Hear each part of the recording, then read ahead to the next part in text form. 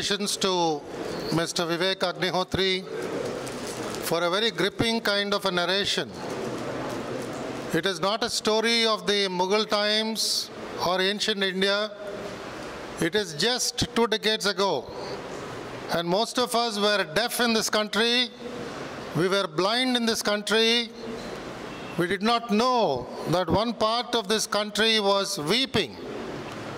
It is such a shame. And whoever is responsible for this crime, they must be hanged from the nearest electricity pole. All the institutions in this country must bring these criminals to book. I am ashamed that even now the media, which talks about their freedom, is scared to highlight this story of the Kashmiri Pandits.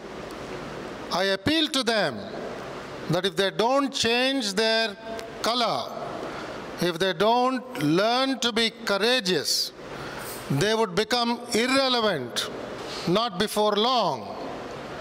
The media must wake up. They must open their eyes and see the reality. The academics must wake up. They must write fearlessly. The administrative systems must wake up to protect constitutional rights.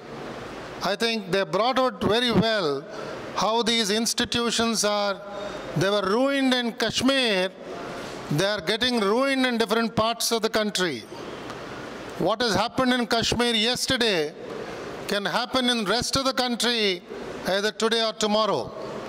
So as citizens, I think this movie is pinching us to wake up from our stupor and to open our eyes and see that we have to be enlightened citizens in this country if we want this country to progress.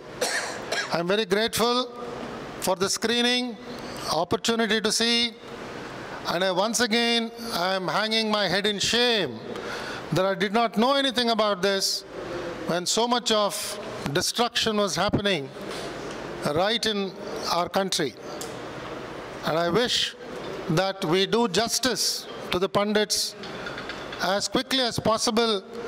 I appeal from here to our Prime Minister, who is the only hope to revive in everyone confidence to live freely in this country, that he must do immediately something. And I'm ready to